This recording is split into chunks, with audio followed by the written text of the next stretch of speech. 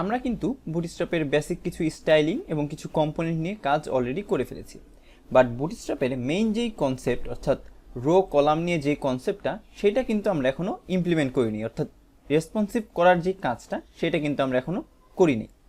এইটা করার জন্য রিয়াক্ট আমাদের প্রোভাইড করছে কলাম রো এগুলো। তো আমি নেববারের যেগুলো ছিল এগুলো সব আমি কেটে দিলাম এবং আচ্ছা এইটাও লাগবে না। ওকে, এখন আমরা যেটা করব, এই যে ফর্মটা আছে এই ফর্মটাকে আমরা কন্টেইনারে নিয়ে যাব, যে কন্টেইনার আমরা দেখেছিলাম ডিভে লিখতাম ওই রকম।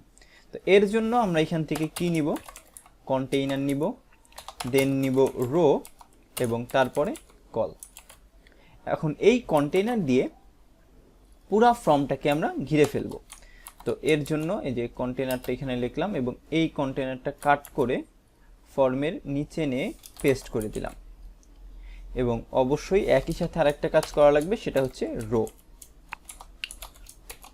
অর্থাৎ যেটা আমরা ডিভে ক্লাস আকারে লিখতাম সেটা কিন্তু এখন আর এইভাবে ডিভে ক্লাস আকারে না লিখে আমরা একটা কম্পোনেন্টের মতো করে ইউজ করব। এবং এটাকে ফরম্যাট করে দিই। তো এই হয়ে গেল আমার মোটামুটি ফরম্যাটটা। যদি ব্রাউজারে যাই দেখেন এটা কিন্তু একটা পজিশনে চলে এসেছে একটা রোর ভিতরে। এখন আমরা যে কলাম ভাগ করতাম সেই কলাম যদি ভাগ করতে যাই তাহলে কি করা লাগবে? তো এখানে আমরা যেটা করব, এই ফর্মেট দুইটা পার্ট করব। তো রোটা উপরে না দিয়ে রোটা ভিতরে দিই এবং এই যে রোটা এখান থেকে কাট করে নিয়ে এসে ফর্মের ভিতরে দিয়ে দিলাম। এবং ফর্ম গ্রুপ এই যে কয়টা আছে এখানে একটা ফর্ম গ্রুপ, তো এইটাকে আমরা যেটা করি কলামে নিয়ে যাব। কিভাবে? সিম্পলি আমরা জাস্ট লিখব কল। এই কল, আচ্ছা সিটা বড় হাতের হবে, এই যে কল লিখলাম, এই কলটা দিয়ে বোঝাচ্ছে হলো একটা কলাম। এখন এটা যে কত সাইজের এইটা আসলে ও কিন্তু জানে না। আপনি যে কয়টা সেট করবেন সেই কয়টার উপরে ও বেস করে আসলে এই কলামটা ক্রিয়েট করবে। তো এইখানে আসলে আমরা 3টা সেট করছি, ঠিক আছে? যেহেতু আমাদের 3টা ফর্ম গ্রুপ, আমরা পাশাপাশি 3টা যেন দেখতে পাই সেরকম একটা ডিজাইন আমরা এখানে করলাম। এবং এখন যদি এটা একটু ফরম্যাট করি নাহলে বুঝতে অসুবিধা হবে। দেখেন ফর্ম গ্রুপের উপরে একটা করে কলাম দিয়েছি, তাই না?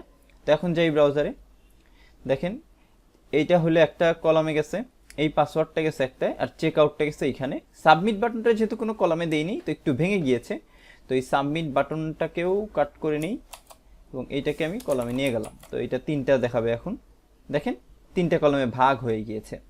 অর্থাৎ আপনি চাইলে কিন্তু কলাম জাস্ট শুধুমাত্র কলাম কিওয়ার্ডটা ইউজ করি এভাবে ভাগ করে ফেলতে পারেন। এবং আপনি যদি চান যে মিডিয়াম স্ক্রিনে আপনি অন্যরকম বা অন্য ভিউ দিবেন তখন কি করতে হবে? তখন শুধুমাত্র এই যে এই কলটাকে যদি আমি এমডি লিখে দিই, এখন যদি এটা করি দেখেন পুরাটা আগের মতোই শো করছে, বাট যখনই স্ক্রিনটা ছোট করে ফেলবো এই দেখেন যখন এমডি লিখলাম তখন ও ফুল কলামটা নিয়ে নিয়েছে। এটা কিন্তু খুবই সোজা। আমরা আগে যেটা ক্লাসে দিতাম সেই কাজটাই করছি, বাট এখানে কম্পোনেন্ট ইউজ করছি, একটা কল রো এবং তার ভিতরে এগুলো কি পাঠাচ্ছি? প্রপস। তো এই হলো বেসিক আর কি আমাদের রো কলামের, একদমই সিম্পল। এবং আপনারা যদি আরও বিস্তারিত জানতে চান এই যে রিয়াক্টের লেআউট এর ভেতরে আসলেই পুরো গ্রিড সিস্টেম যেটা সেটা আপনার বলা আছে। যেমন এই যে কল শুধু একটা ইউজ করলে এটা পুরাটা নেবে। আবার যখন আপনি এখানে দেখেন একটু নিচে আসলে এই যে 2টা ইউজ করছে বলে 2 পাশে 2টা চলে গেছে। এবং এরকম করেই আসলে মেনলি কাজটা করে, যে 12 কলামের কনসেপ্ট ছিল সেটা এখানে কাজ করে। এই যে এমডি দিয়েছে, এক্সএস ইউজ করেছে, এরকম বিভিন্ন ধরনের শেপে কিন্তু আপনি যেভাবে নর্মাল বুটস্ট্র্যাপে আমরা ভাগ করতাম সেভাবেই আপনি চাইলে এটাও ভাগ করতে পারবেন। তো এই ছিল বেসিক আর কি রিয়াক্টের গ্রিড যেটাকে বলে আর কি। এখানে মিডিয়ার কিছু কাজ আছে, এগুলোও আপনি চাইলে দেখতে পারবেন, মিডিয়া কীভাবে হ্যান্ডেল করতে হয়, ইমেজের উইথ হাইট যেটা আমরা প্রিভিয়াসলি সমস্যায় পড়েছিলাম সেটা চাইলে কীভাবে হ্যান্ডেল করবেন, এগুলো এখানে বলা আছে। আশা করি এই ডকুমেন্ট আপনারা পুরোটা পড়ে দেখবেন, তাহলে আপনাদের একেবারে ক্লিয়ার হয়ে যাবে কনসেপ্টটা। কারণ রিয়াক্টে বুটস্ট্র্যাপ এবং নর্মাল বুটস্ট্র্যাপে সামান্য কিছু চেঞ্জ, বাকিটা অনেকটা সেমই। তো আশা করি বুঝতে পেরেছেন। আজকের ভিডিও এই পর্যন্তই, সবাইকে ধন্যবাদ।